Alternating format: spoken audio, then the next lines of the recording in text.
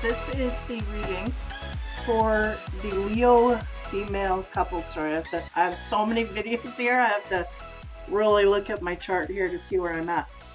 This is the reading for the Leo female in a couple's relationship. I do an anchor spread, so I just spread the cards out in an anchor, solidifying the relationship. The first card I get, I do a romance, then I clarify with a sex and love, and then hopefully we'll get some of the get into some of the situations that you need clarified. The first card I get is the Ten of Swords. So the Ten of Swords is really, it's kind of warping its meaning over these readings. Again, I do all the cards intuitively, so you may have the same deck and you may be assigning a different meaning, but I just really kind of, you know, the universe trumps whatever the card is about. So for this card, normally I get the sense it's somebody kind of really having a lot of feelings and wanting to come forward with that, but not wanting to be responsible for those feelings in a way. It's almost like he wants to drop that rose there and tiptoe out the bedroom and not be seen, but at the same time wanting her to wake up to know that something's there. So not taking ownership of some feelings within the relationship. That's what I'm getting a sense from the Leo females. Not wanting to, maybe not wanting to say that she's all in, or, you know, express overtly how much she is feeling in the relationship, but nonetheless it's there, hibernating. Okay, now the sex card I get to clarify is the Queen of Pentacles. So the Queen of Pentacles is that epitome of the Ice Queen in this deck, right? I mean, the Pentacles, usually she's a soft, sound, grounded energy, but in the sex deck we have a man coming and trying to turn her on, and she really not being that earthly self that she is, right? I mean, you're fire, but I feel like the personalities we're dealing with here are more of a grounded way. And for some reason, you know, usually the Queen has her reasons. She's been in relationships in the past and been hurt. Now, because this is on the sex side of things, there may be some issues there that need to be dealt with, or we're just simply having a state of the relationship where we're just not wanting to engage. We do not feel emotionally prepared to engage sexually all the way through, meaning there's something, you know, there may be arguments going on throughout the relationship where they're starting to hold their feelings in. So a little bit of a low spot, but we'll continue on. The next card I get is the Nine of Coins. So the Nine of Coins is that stability card. That's the grounded card you want in a relationship. You want it to have that feel. We have an older couple here. They've been together for a long time. They're solid. They know. Everybody else around them knows. It's a good energy to have within a couple. It's the we're solid card. Basically, that's what I've assigned to it. Now, in the bedroom here, on the sex side, we get the Chariot. So again, we have a stable relationship here, but something's off in the bedroom, okay? So distance in the bedroom, not on the same page in the bedroom. You may have a partner that wants something you don't want, or you're uncomfortable with.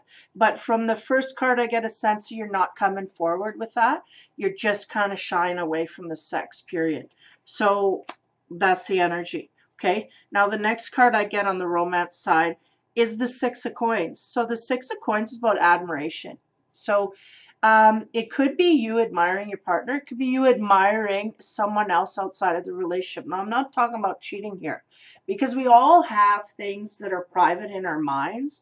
You know, we don't have to go drastically to something else, but we can fantasize, we can think, and we can sometimes go outside of the relationship to gain something to fire up the relationship, you know. Doesn't mean you're going to trip out. It just means that you're fantasizing about things that, you know, maybe you had in your relationship. You may be even fantasizing about the relationship, how it was in the past, you know, how it was when things were better. But nonetheless, there's a sense of, like, I'm getting, look at me. Okay, so I'm getting this more from the Leo female, that she's going, you know, look at me, I'm pretty, you know, what's going on? So there may be an imbalance of that and maybe not just in the bedroom.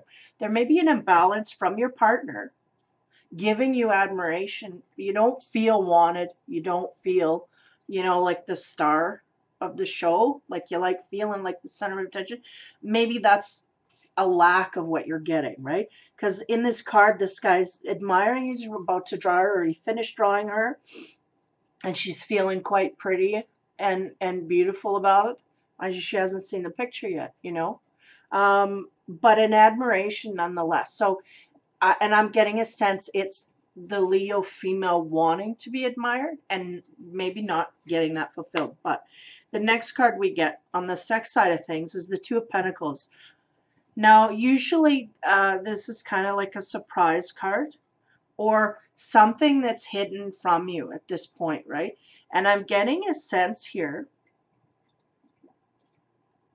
Yeah, that again, it goes back to the bedroom where you're getting things or putting up with things or letting things go in the bedroom that aren't quite what you're wanting, okay? So really what's going on is I'm getting that the male is because you got your back turned to the male is really in the cold about this. And I think it's your responsibility to let him in on it, because he can't step up if he doesn't have the rule book. You know what I mean? So it seems like you're wanting something more from your partner that's not quite adding up here, but you kind of refuse to communicate about it. So how's he going to know? He's not a mind reader, right? Some people are, but he's not. And even if he does, and I'm getting a sense here that you're kind of in denial of what you're feeling. Like if he came straight out and says, do you not like this? Or you don't, is this, you know, am I doing okay? Because he may have done this and you're like, no, that's fine. But in the meantime, after you thought about it, you're like, no, that is what it is. So you just go back to him and correct him and say, you know what, I thought I wasn't, but I was. This is bothering me, annoying me, or this isn't fitting with me. It just makes me feel uncomfortable. That's what I'm getting. It's an uncomfort.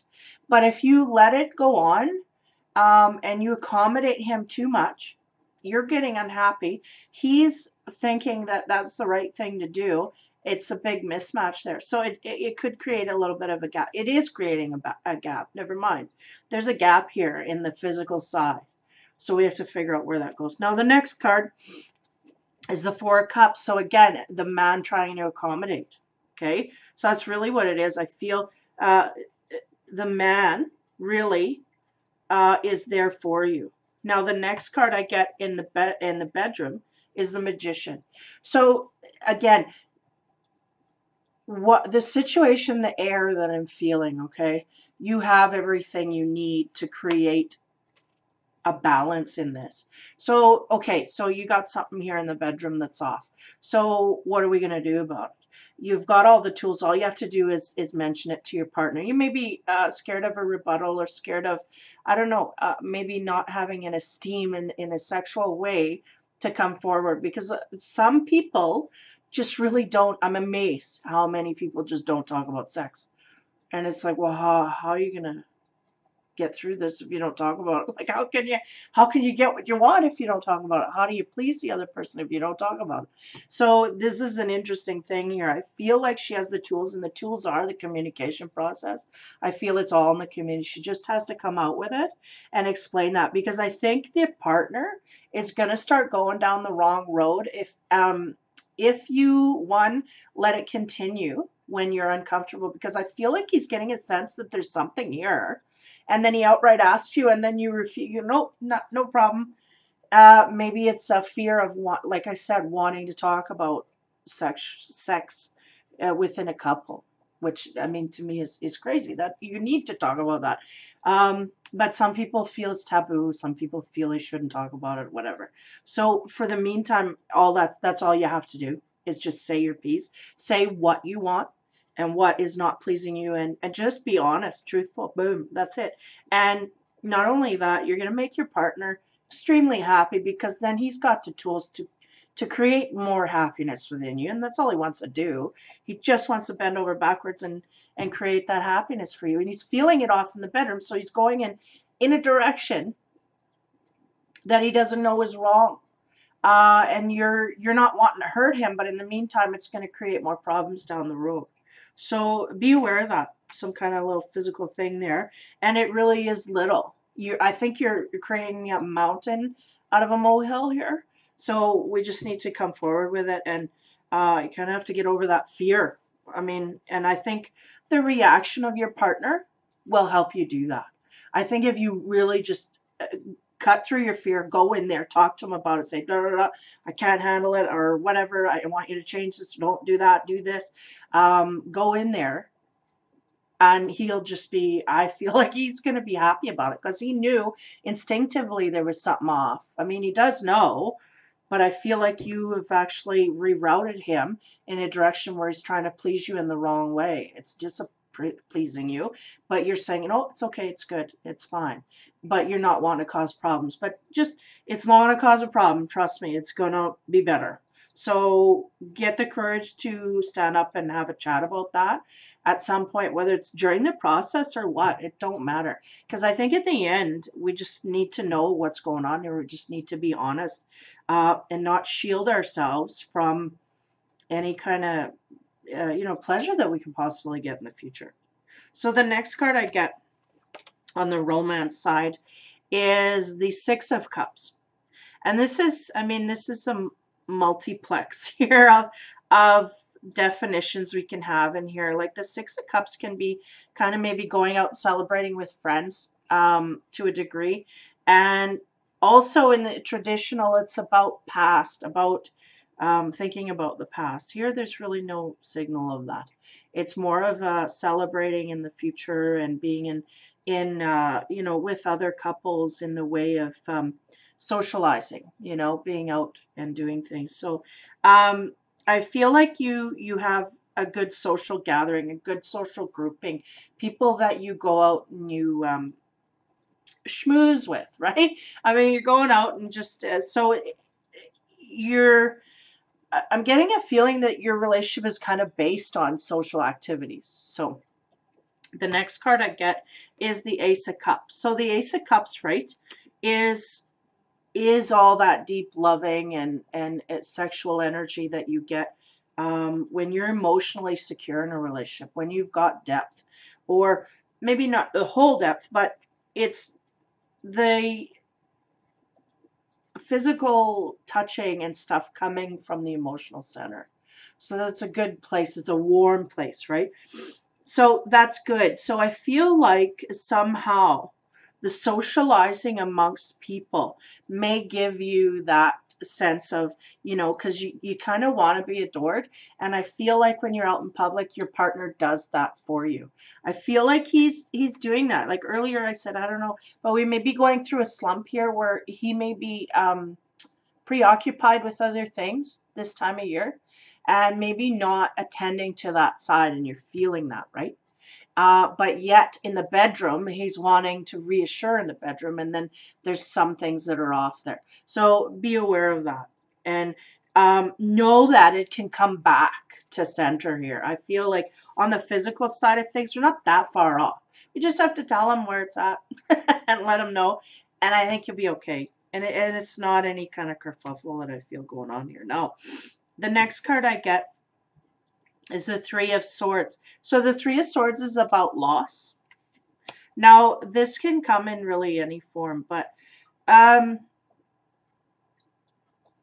this may be a deepening of that feeling of loss of affection that you're feeling from your partner. Because it really, with the rest of the cards, it doesn't symbolize any kind of situation where your partner's turning away. But again, I'm getting a sense from the partner of having no idea that you really need this, or that you're at a depletion here. Because they have no clue that you're not okay in that way, because you really are kind of, yep, no, I'm okay. It's all good. So yeah, I get a sense that you're feeling a loss of something within the relationship. I feel like it's on a sensitive side. You know, it's kind of a womanly thing. And you don't want to bother the man about it. And he might even get annoyed, is the sense I'm getting from the Leo female. Is that, oh, he's probably get annoyed and not want. But to some degree, he might be frustrated because he didn't understand or didn't, but I don't feel that he'll be outright annoyed with you. Now, the Three of Pentacles comes beside that Three of Swords. So that's interesting. So there does seem to be something here, a third energy. And I'm not talking person or whatever. I'm talking something missing, a third element missing in the relationship that needs to be filled in. Now, the Three of Pentacles is about grounded sex life. So I feel like you guys have had a good grounded sex life and you can get there, but there's something that you are feeling a loss of in that way. You're feeling, you know, we used to have this, now we don't have it anymore, and it's starting, or we go through phases and it's starting to fly away again, and I don't want to start trouble, but I'm feeling it. So therefore your mind goes in a different place, right? You're not satisfied and happy within the relationship. You're thinking of, you're fantasizing of other things that could make you happy, like romance novels and romance movies, you know, and you're going, oh, I wish. But yet you could have that ability within your relationship if you just turn to it to express that, is really the sense I'm getting. Now, the next card I get in the romance area is the Wheel. So it seems like whether it's this kind of funk that you're feeling or this emotional trend that's in the relationship, I feel is somewhat faded. And I also feel that it's here, like, I mean, you know, lessons in that, right? Because faded is just has to do with learning a lesson. So if you come forward and you find that all that stress you were feeling, or it may not even be stress, it may just even be a reluctance to trust your partner to deal with it properly. You realize it is just not, why did I even hold it back?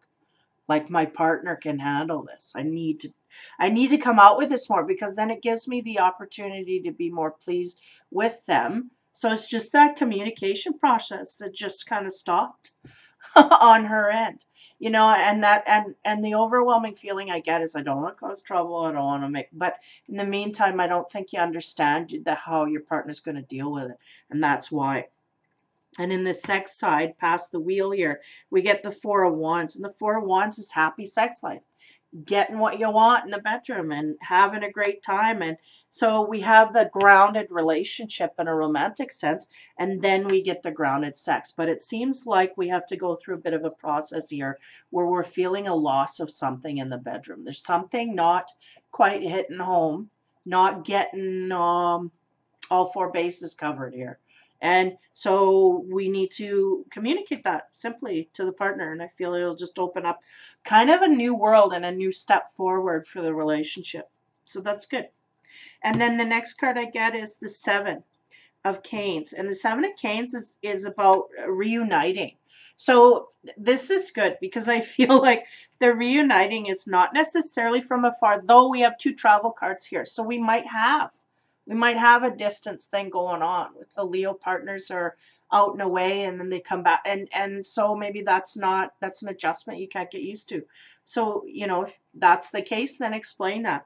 But along with the, you know, reuniting factor here, I get a sense that it's gonna up the ante in the relationship. I feel like this distance maybe that you're feeling a longing from or a loss from is really going to help you guys move forward. It's going to help you appreciate each other more to get to that next stage, you know, and the passion's going to deepen in a sense.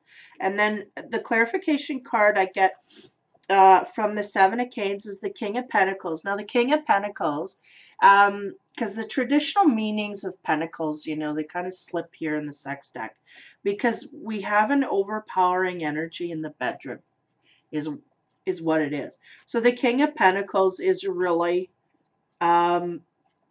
he's overpowering his woman to a point that she's offended. And we may have, you know, we may have a situation where we may not be the actual distance. It may just be a time period where you didn't have sex, where you were releasing because of this. Because of this, you know, you're too much in the bedroom. I need to calm it down. Da, da, da. You're not vocalizing that. Therefore, they continue to do that because that's just where they're going. And they don't know any different. They have to be told, right? So this may be what it is that's turning you off. Now, the last romance card I get is the Five of Canes. Now, the Five of Canes is about really talking to your partner and getting to know them. Like, I feel like this is kind of like the courtship card of the deck. It's like, hey, baby, what you doing? You know, and she's like, hey, how are you? You know, and she's kind of groovy on it. It's like, I'll talk to you. Let's, you know, let's figure out what's going on. So it may reignite, right? And I feel like this card has come because it's just signifying what's going on here.